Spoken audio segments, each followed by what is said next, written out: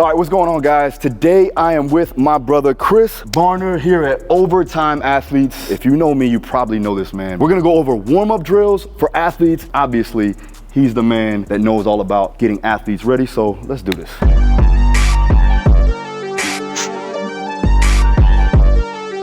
Essentially, every single session starts the exact same way. From a warm-up perspective, we're going through the same dynamic warm-up that is going to basically address all the things. Warm up the tissue temperature, put them through the ranges of motion I want to from a global perspective, just basically get them ready from both that range of motion and a dynamic perspective. Then I'm going to perform a little bit more prep warm-up movements that's going to prepare them essentially for that work ahead to be able to have more quality repetition. First one we're going to go through, I'm just going to go through a high knee tuck. So I'm just gonna pull the knee to the top of the chest, right? Step through, and then do the same thing. And all of these that we're doing an active kind of pull, stretch, whatever it is, as they're going through their repetitions, I tell all my guys, try to get a little bit deeper, try to pull a little bit harder with each repetition, right? Just essentially increasing that range through each one of them. What are some of the things that you don't want to see happen when they do the knee pull? I don't want to see the butt tuck under. Okay. Right? I don't want to see Pink Panther and them come this way. I want them to stay tall, torso upright, spine straight. From a cue perspective, it's not a huge thing. What I like to do, in fact, when I get new athletes and my athletes who I've had for a long time, this also acts as the assessment. When those guys come in, first and foremost, I want to see how they move.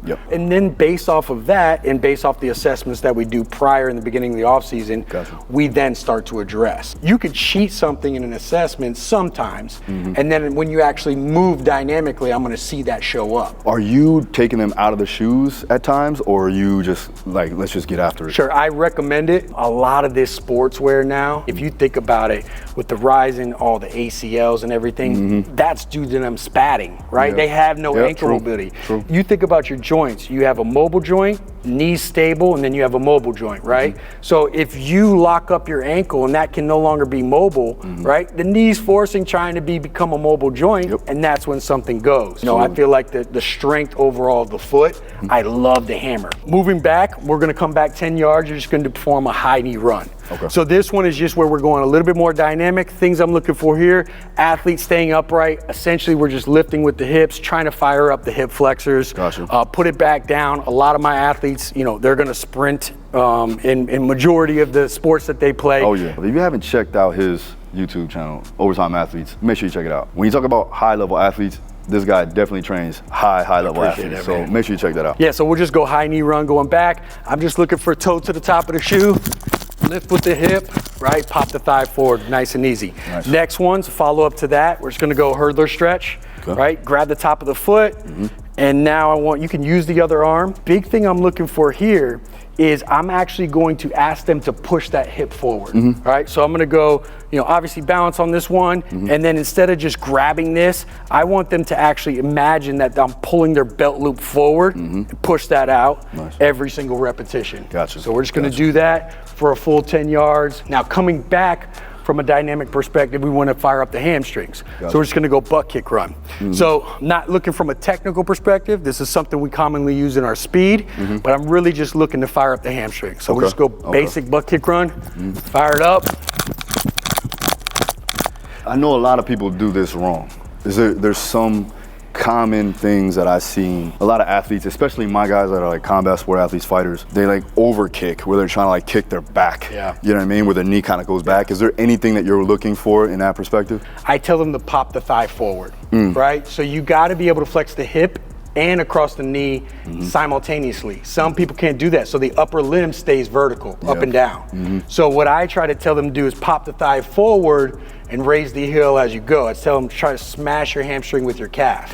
Yeah, I want them to start thinking about synchronizing both of those together. So you're lifting the hip, putting it straight back down. And so no like extension of the back, right? Correct, yeah. Next one's gonna be a figure four. So this is one where I really kind of analyze, see where they're at. Basically what I tell them to do, grab the ankle, grab the bottom of the foot, go ahead and pull up.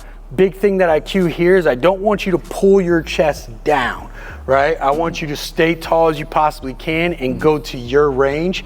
And again, just like we said before, I want them to increase range of motion as they go each time. So they're just gonna alternate, go back and forth, try to raise it a little bit higher each time. And this is one of those where I can start to see who's tight. Oh yeah. I can start to see, right now. some of those things. It's a 3.5 hour drive. I'm a little tight today. And I don't have my Vivos on, so I'm all unstable, you know what I'm saying? Yeah. Next one, same thing. It's not as dynamic. It is a little bit dynamic, but now I'm testing out hamstring range of motion. We're gonna go into a straight leg march. They can be soft on their knees, but I want them to pull the toe to the top of the shoe. So I imagine that big toe coming towards the shin, and I want them to stay upright and tall as possible they can. They can roll up on the opposite foot onto the toe, but I just want them to get as tall as they can, soft on the knees, kick up, and again, just get a little bit higher each time. So going up on the ball of the foot. Yeah, roll up onto it a little bit. There's no pop, you're not trying to get off the ground though, right? Well, with the momentum of the leg, that's what's creating that. Gotcha. You know what I mean? So naturally it happens, but I just say you allow it. You know, I don't coach it up, it just naturally happens. It feels good. I feel like I'm starting to get more in tune with like the dynamic portion of the actual warm up. You know what I mean? Like moving into higher dynamics. Next one is walking lunge, but I always tell them this isn't necessarily an exercise like you would do with resistance or body weight. This is an actual more for the stretch or mobility purposes. So I want you to take the biggest step you can possible. Gotcha. Take a large step.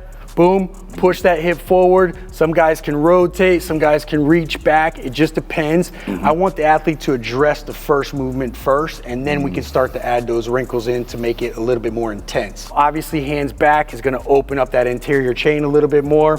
When you rotate, you can hit it from a different angle. It just depends what you're trying to do here. My thing is just take the biggest step that you can possible all the way down 10 yards. Coming back from that, we're gonna go reverse lunge. This one is gonna be a little bit more balanced and coordination. So I want hands on the hips, and I'm gonna ask them to take that step back, and then my big thing that I cue and coach is take and go right back into your next step. So this actually acts as one of our assessments as well to see what the athlete can do. You'd be surprised, this looks easy, but you would be surprised how many athletes can't do this and they have to step here before stepping right into the next one. Yeah, exactly. So I don't want any stutter steps. I want you to be able to make that fluently throughout the whole thing. From there, let's open up from a frontal plane, right? So I want you to take a big step.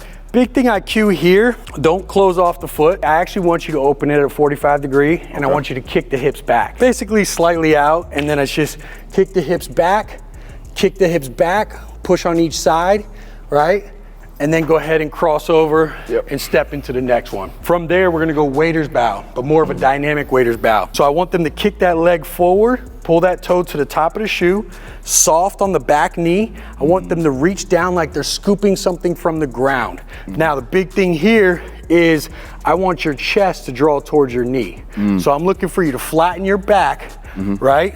Keep your butt sticking out and try to drive down, keeping both of those angles as straight as possible from the back to that front leg. Big on the upper hamstring. 10 prisoner squats. So I want hands behind the heads. I tell them thumbs behind the ears, fingers under lace. Biggest thing I'm looking for here is can they, from a mobility perspective, keep their chest upright? I want to read type A that entire time, right? And be able to drop down. After that, now this also acts as one of those assessment and things that I try to gauge. So we're going to go single leg toe touch. So I tell them stay tall as they possibly can. Raise the opposite hand from the opposite foot. They're going to stand on that, and what I want them to do is imagine they have a wall right in front of themselves. I want them to sink down, bending their ankle, knee, and hip, touch their toe, and come back up overhead. So I don't want them to just bend at the waist. I want them to actually sink down, touch, and can you perform 5 of those repetitions all the way up overhead, all the way down on each side? Gotcha, so it's more here? Yep. And come all the way overhead. Pretty tough. Yep. Overhead top. Yep. And then you can add simple wrinkles, see where they're at, but it's just being aware of your body and space, right? Gotcha. I would definitely take my shoes off for this because I'm all over the place with these. Like I said, a lot of guys, we try to. When we get into the prep, especially in the beginning phases, I'll add a little bit of unstable surfaces every now and then. Gotcha. But if I can get them to take off their shoes, 100%. Or like, let's say you have a basketball player, if they had like their own, you know what I'm saying? Like, or with baseball players and football players, they're wearing cleats. Yeah. So this would be ideal for them to kind of like feel it. But from there, now let's get a little more dynamic.